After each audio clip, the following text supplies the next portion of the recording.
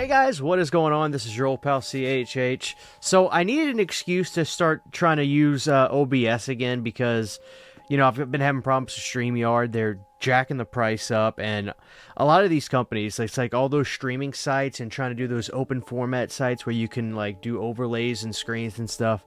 They're jacking up the prices. They're messing around. So I'm going back to OBS. So what I'm doing is really trying to find an excuse to just work with it and make a fun video with it.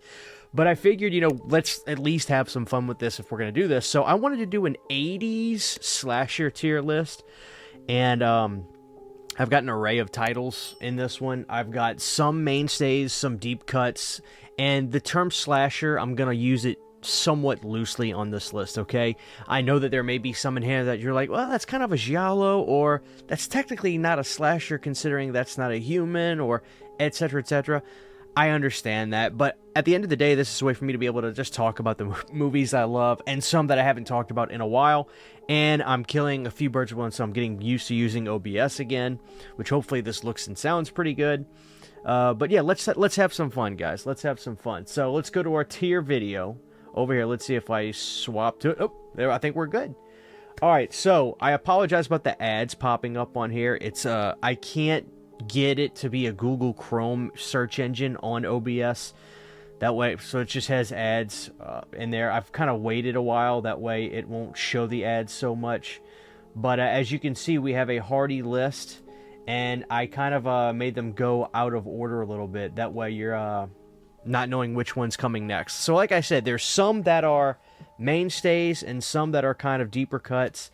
But let's get started. The first one we're dealing with is Sleepaway Camp 2. I'm going to put this right here in the middle. Sleepaway Camp 2. We have S, A, B, C, and D. The question is, where is it going? It depends on what you want from a slasher film, right? Like if you're like me and you like horror comedies, the Sleepaway Camp sequels are great for that reason.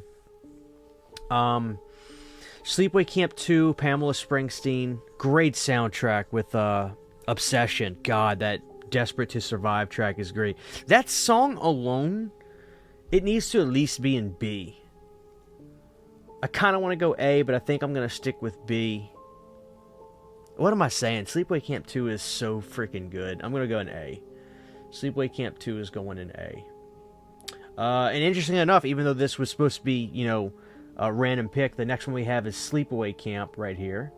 Where are we going with Sleepaway Camp? Now, the thing about Sleepaway Camp was when I first got my first big screen TV, which is around 2017, 2018, when I first got my first big screen in my home, because I always had this thing about, like, I hated spending money on TVs. I don't know why, so I just never did for a while. But when I got my first big screen and I watched Sleepaway Camp for the first time, I was like, damn, this movie's really good.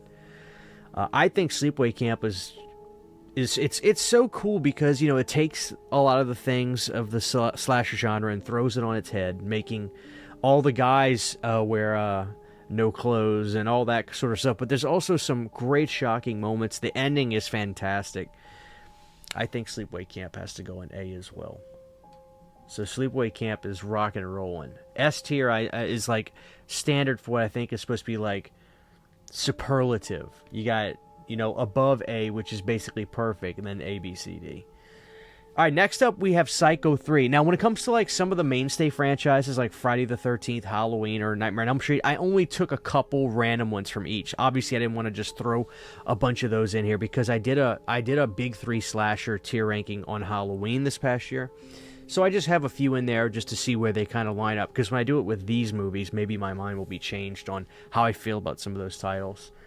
But next up, guys, we have Psycho 3. God, man. So Psycho 1, classic. Psycho 2, considered a masterpiece by most. But it's interesting. I think I picked Psycho 3 because this one definitely feels like more of a slasher film than Psycho 2 to me, because obviously the way Psycho 2 works and, you know, kind of taking the slasher elements and throwing it on its head, or really taking the story of Psycho, the first one, rather than slasher, to be honest, and throwing it on its head. Psycho 3 is definitely a slasher film, and it's crazy because Perkins like directed this and did this himself, so like he had no problem. It's funny if you hear people say, "Oh, Psycho 3 is blasphemous to the Psycho films." Well, it's just like, well, you know what's so funny about that? Like, apparently not to Perkins.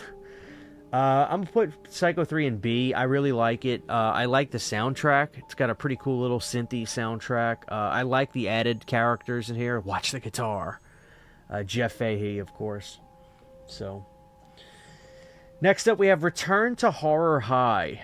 I don't know if everybody's familiar with this one. I've seen this movie twice. It's a fun little quirky comedy. By the way, it's 5 a.m. right now. My trash people are just now. I can hear the trash guy out in the front. What sucks is I put way too much heavy stuff in the bottom last week, and when they grabbed it and picked it up, all that heavy stuff didn't fall through, and my trash can was still half full. So hopefully they just got it this time. Return to Horror High is a campy, fun little movie. I don't think it's that great, though. I'm going to be a little stiff. I'm going to throw that one in C. Alright, next up we have the classic Child's Play. I mean, Jesus, where do we go with Child's Play, you know? Child's Play, I think I'm going to throw this one in S. I mean, it is, in my opinion, Child's Play, the first one, is the best one. I go back and forth all the time with, is Child's Play 1 or Child's Play 2 the best one? I think I'm finally sticking with 1. Although I'd probably throw 2 in S as well. But I think I'm going to stick with 1 for Child's Play is the best one. And it's perfect. I think the first Child's Play is just freaking perfect. Thank God Tom Holland came in and reshaped that movie. Thank God. I mean, I like Mancini a lot, but with the idea that he had, I don't like it anywhere near as much as what they did. Cutting Class, Brad Pitt, 1989, slasher. So the last time I watched this was when MVD put out the 4K, and I reviewed that, and I had fun with it, but I'll be honest with you, it's not a movie you'd want to go back and watch a whole lot. It's not bad, but I'm going to throw it in C. It's got some good moments, but, you know, other than that, I can't say I'm overtly in love with it. Next up, Final Exam. So, you know, anybody that watches this channel knows that, you know, I am my channel was born out of becoming a Pizzle fan back in the day, and I hate to bring him up, but I can't talk about Final Exam without thinking about Piz, because he did a review of the Blu-ray when it came out, and he basically said it took him like 6 watches to finally start to where he can say he likes the movie. I'm not there yet. I think Final Exam is boring. Which I don't think he would disagree with me, because he had to watch it so... It's kind of like me with Session 9, right? I didn't like Session 9 for the longest time. I had to just finally keep watching it to where I can finally, like... The movie felt like an old friend. But for me right now, Final Exam is a D. It's just... It's so boring to me. Next up, we got freaking Maniac Cop, man. I mean, people forget. I feel like when people mention slasher movies or even franchises and stuff, like Maniac Cop, it's not like it's a hidden gem, but it's just like, that's the movie where people say, oh yeah, Maniac Cop, that's great. Maniac Cop is fantastic. Obviously, this is the only one out of the 3 that is in the 80s. I think Part 2 came out in 1990. I mean, Jesus, what do we say about Maniac Cop, man? I mean, it is amazing. I love Maniac Cop. Maniac Cop is an absolute A. Tom Atkins, Bruce Campbell, Robert Starr, born to be the Maniac Cop. If you don't know who Robert Starr is off memory, if you've seen Tango and Cash, he's that dude with the big chin who is running away with the 18-wheeler in the beginning. Next up, we got The Stepfather. I mean, Jesus, man, The Stepfather. And I know, like I said, some people may say, well, that's actually not a slasher film. And I would listen to your arguments about that. I guess for me, it's just like, I think it's just like being on the other side of the glass as a slasher film, right? That's how I see it. But regardless, I don't think anybody would disagree that this is an S-tier movie. Stepfather is one of the best of the 80s. I mean, that movie is just absolutely fantastic. Okay, next up we've got Hell Night. Now this is an interesting one because Hell Night, Linda Blair, it's kind of a haunted house movie. It's a slasher film. There's a lot of different elements going on. The thing about Hell Night that slows it down for me is just the fact that it takes a while for the train to start getting rolling on that movie. Not that it doesn't have good moments. It's a film I like. And I recommend it. And I kind of hope that Hell Night gets a 4K or gets some kind of nice release with some new extras and stuff. But for now, I'm going to put Hell Night in B. And the reason I go B and not like C, for instance, because I kind of said some similar things in regards to like Cutting Class and Return to Horror High, is because Hell Night production quality is really a cut above. I mean, production-wise, it is way better and way bigger feeling than Cutting Class. So Hell Night, I like it. I'm not going to hate on Hell Night, but it is a little slow. That's all I'll say. The next one, it's kind of like a pseudo slasher, if you will. April Fool's Day. What do I say about April Fool's Day, man? I like this movie. I think there needs to be that one movie in any subgenre that just does bizarro things. And in the slasher genre, I think April Fool's Day is that one. If you haven't seen it, I won't say why, but obviously by the title, it's probably easy to figure out what's going on. But what I love about April Fool's Day is the poster with the girl with the, her hair. It's like it's a noose behind her. Great poster, great cast. I believe Amy Steele from Friday the 13th part, was it 2? She's in this. I think Biff Tannen from Back to the Future's in this. So it's actually got a really good cast, and there's actually some shocking imagery in here, especially in the dock, in the water. Some good stuff in here. So I'm actually gonna put April Fool's Day in B. I like it, but it's polarizing. Some people hate it. I think not as much now, but I'm sure, especially back in the day when it came out, people are just like, what the hell? Oh my god, next up we've got Pieces. I mean, Pieces is like one of the best. Like when I got into slasher movies and I started deep diving after I got past like the mainstay stuff, Pieces was the one that like everybody that I was watching that did reviews and stuff were like, you have to watch Pieces. Pieces is the craziest, like it's got quotable lines to it. Pieces is the one you're going to want to see. And I watched it, and it does not disappoint. You don't need to go to Texas for a chainsaw massacre. I mean, I'll never forget that from the first time I heard it. Pieces is going in S.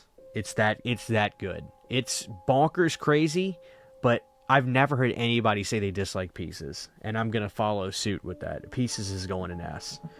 Next up, guys, we got Madman. Another one. So, like, kind of the same thing. When I got into the slasher genre, Madman was the slasher right there with other ones right out of the gate of getting past Michael, Freddy, and Jason, of movies like that.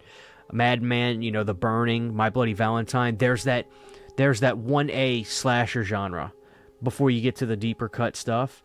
And this one, Madman, was one of those. Madman has... This is one of those things, this just goes to show that there are powers at play with movies and stuff, because Madman technically has so many problems. There's so many things wrong and bad about Madman, but despite, mediocre acting, despite shoddy camera work at moments in the film, Madman has what a lot of these films don't come close to having, and that is this extreme level of charm and endearing nature to it. And I'm not being facetious whatsoever. Madman just has that X factor. I love it, flaws and all. So I'm going to put it in B because I think that's fair. But it's good. I mean, it's so fun. I love Madman. Next up, guys, we've got, what is that? We got Motel Hell coming up next, guys. This is a one that, I don't know, I feel like there's two camps. People either like it or hate it. I wouldn't even necessarily say love it. It has a great poster. I like Motel Hell. I love the couple that runs it, that runs Motel Hello. I love that couple. Obviously, it gets quirky as hell, but I like that, I'm going to throw Motel Hell in B as well. Motel Hell is going to go in B. Next up, The Burning. Going back to what I said earlier, when it comes to slasher films, The Burning was one of those slashers right after the gate. I mean, as a matter of fact, it was the birth of my Scream Factory collection, too, after I got, like, Halloween 3 and 2 and maybe a few others. The Burning was right there of one I got, and The Burning is the best Friday the 13th sequel. That's not a Friday the 13th sequel. The Burning is great. The cast is great. The Burning is going in A, 1,000%. So, a couple regulars. We have Halloween 4 here. I love Halloween 4 to death. I think it's atmosphere personified. The opening alone is some of the best stuff ever. Horror fans love the opening of Halloween 4. I love the music. Halloween 4 is S tier. I love it. It's just fantastic. Next up, we've got Dario Argento's Opera. I wanted to throw this one here. I know I'm using the slasher term kind of loosely for some people, but just let's have fun and play along. Opera, I think, is great. There are quirky cultural things about this movie that always make me laugh that I don't think are supposed to be funny. But the suspense and the drama, no pun intended. Well, actually, it's not really a pun at all, but the drama in Opera is fantastic. The Severn 4K, by the way, guys, is great. I highly recommend that. Opera is going in A. Next up, we have the Slumber Party Massacre. I like Slumber Party Massacre, but the problem for me is I honestly think 2 and 3 are more enjoyable. I think they have better soundtracks. The Driller Killer is great, but I'm going to throw Slumber Party in C. It's just, I like Slumber Party Massacre, but I swear I like the sequels better, which may be controversial. I don't know. I'm not saying it to rub it in, because I happen to have Slumber Party Massacre 3 on Blu-ray from Scream Factory. But I like those sequels. I like 3 a lot, actually. So my heart just can't put it any higher than that, although most of you will probably disagree, and I understand that. Next up, freaking Slaughter High. Guys, so here's a quick story with Slaughter High. When Walmart was doing those, and I did a video on this a while back, but when Walmart was doing those Lionsgate 8 movie packs, they had one that had Slaughter High on it. And when I pulled it out of the big bin at Walmart, I remember seeing one that had Slaughter High, and I saw this skeleton with sunglasses on, with an apple in front of a chalkboard, and I was like, oh my god, I gotta see that. Now, when I watched Slaughter High on that DVD, it was so bad looking, it was basically unwatchable. I mean, I'd never seen a DVD look this bad in my life. Whatever they used was in horror. It's like they used a moldy VHS tape. I'm not even kidding. So when Vestron released Slaughter High on Blu-ray, it was one of the coolest experiences as a horror fan I've ever had. And I'm not joking, because to see the movie go from out of 100, a 2% quality to basically a 99% quality, it was like I was seeing something I shouldn't be. It was like entering Pandora's box, if you will. It was amazing, and I love Slaughter High. It is a great, quirky movie that inherently feels Friday the 13th because of Manfredini doing the music, but it's fun as hell. I love Slaughter High. I think this is a party horror movie. I think this is a movie that it has an incredible title. It's fantastic. It is definitely a B level. No, I'm gonna go to A. I'm gonna stick in. What should I do? My heart says A, but my mind and my gut says B. People are gonna get pissed off. I'm gonna throw Slaughter High in A. Next up, New Year's Evil. Man, I like New Year's Evil. I think there's a couple other New Year's movies on the list. And New Year's Evil was kind of my, to kind of throw it back to the story about Piz with Final Exam. New Year's Evil to me was that movie where I took a couple of watches to really start to like it, but I did subsequently start to like it. And I think it's good, but the problem is, when it comes to those New Year's movies, I don't know. I think I just prefer Terror Train every day of the week over this one. I like the aesthetic of New Year's Evil. I like the mask of New Year's Evil, but I like Terror Train a lot more. I just don't revisit this one a whole lot. I do enjoy... I don't say I dislike it, though, but I'm going to put this one in C. Alright, guys, next up. Maniac, 1980. Bill Lustig directing. This is in my top 10 slasher films of all time. This is one of the best ever. Without hesitation, this is going in S. Maniac is a masterpiece of gritty horror cinema. Joe Spinell, slasher icon. Great actor, by the way.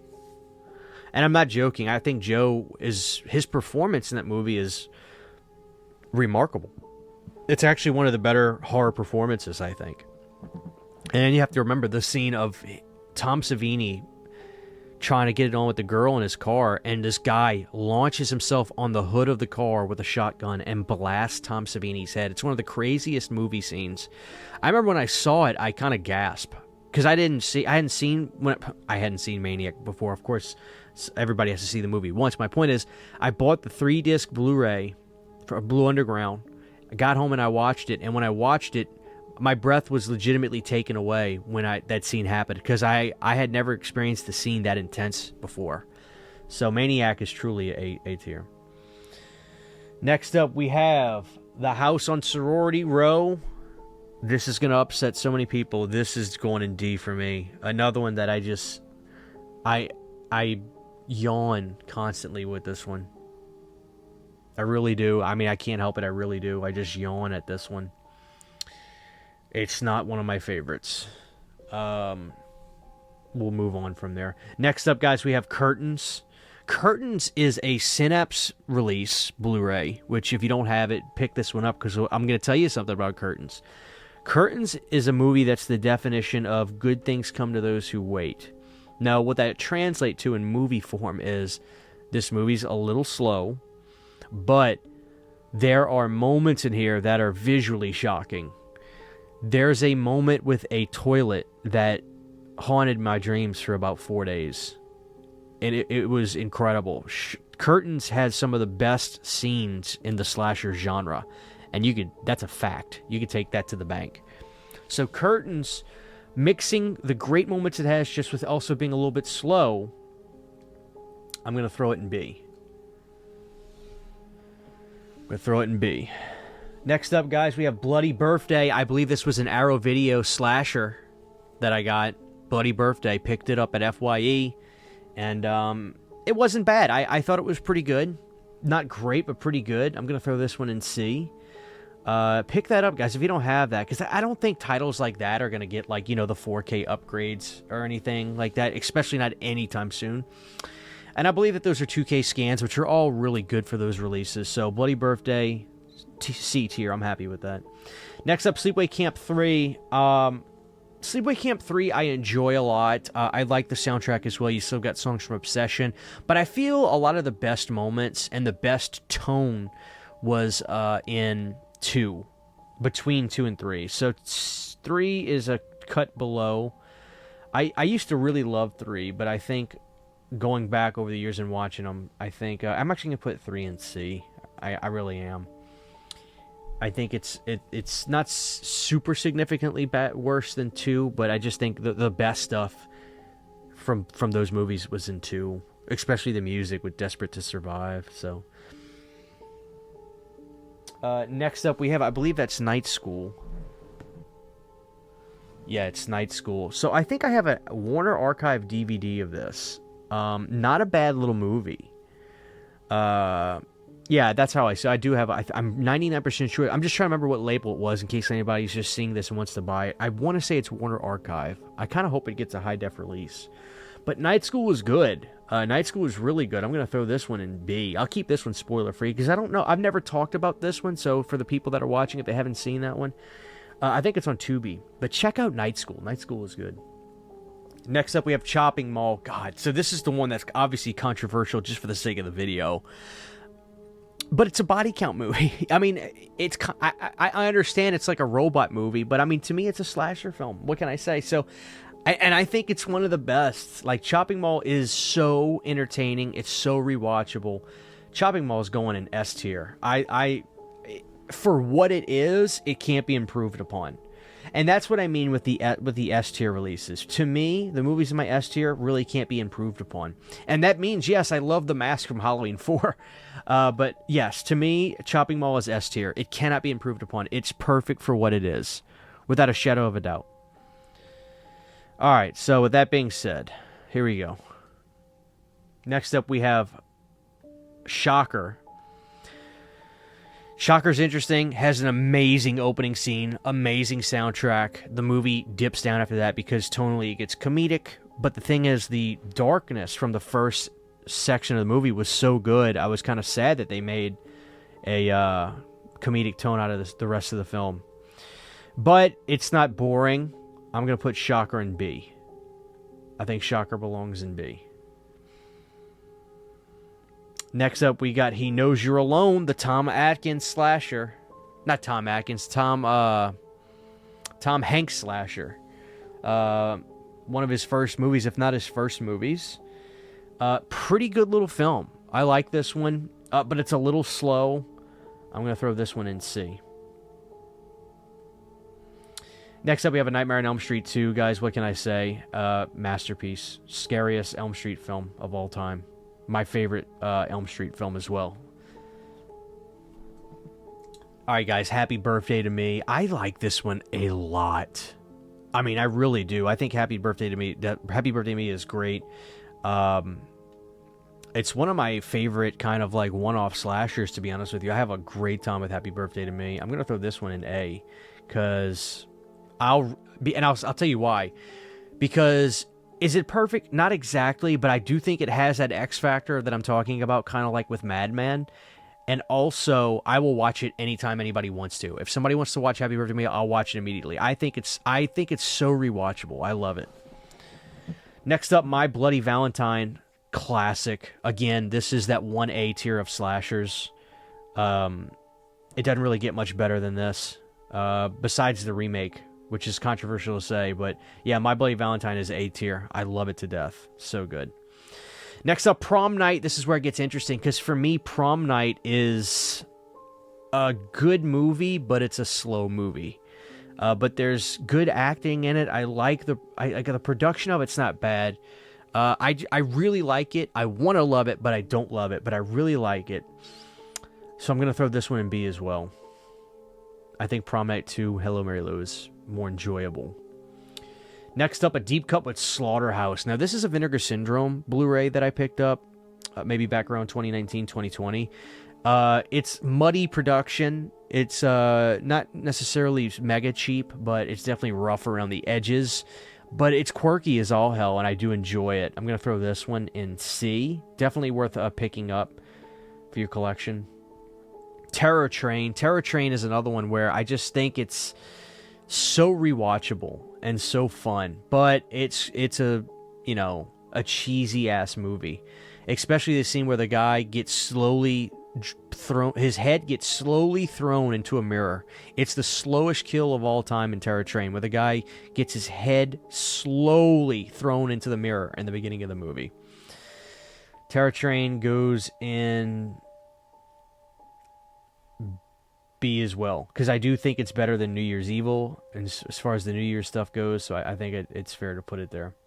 Next up, the last horror film with Joe Spinell. This is basically what Maniac 2 is thought of, because, Severin did that. There was going to be a Maniac 2, but I'm talking about, you remember when Severin did that release for last horror film, and they branded the slipcover as Maniac 2? That's this movie. I did a review on that. You guys should check out the review. That movie was good. It was gritty as hell, and he plays a psycho, basically like from Maniac, except he's going after this actress, and he stops at nothing to get to her. It was dangerous. It was a really good movie. It's probably one of the more underrated movies, slasher horror movies. It's actually really good. It's not as good as Maniac, but it's actually legitimately close. I'm going to throw this one in A, because this is a sleeper. This movie needs to be seen. Next up, The Prowler. This is where I get in big trouble. It's a good slasher villain, but it's painfully slow. D. I'm sorry, Joe Zito. I love you, man. Like, you've made some great movies. Missing in Action, Invasion USA, Friday the 13th, The Final Chapter. But The Prowler the movie does anything but prowls. It crawls, which is a shame. This movie needs a remake. That's my honest opinion. We need to remake The Prowler. Next up, we got The New York Ripper with Lucio Fulci. Absolute masterpiece. In my top 10 was in my top 10 slashers, which I know this is kind of a giallo, kind of loose definition that I'm using, but this movie goes into directions that are so utterly disturbing, and there are scenes that are so grotesque and outlandish that Lucio Fulci basically said, if you guys want me to make movies that are popular in America right now, I'm going to turn it on its effing head. Without a shadow of a doubt. The New York Ripper is an S-tier film. And I will die on that hill. We'll die on that hill. Next up, we have Friday the 13th Part 7. So we got a little Jason in the mix. Friday the 13th Part 7, to me, is undoubtedly an incredible slasher. And I also think this movie needs as much credit as Part 6, because Part 6 got the franchise back on track, but the next movie had a lot to ride on because they needed to keep things on track. And I believe that not only did they do that, but I think Part 7 knocked it out of the park. That's an A-tier slasher, without a shadow of a doubt.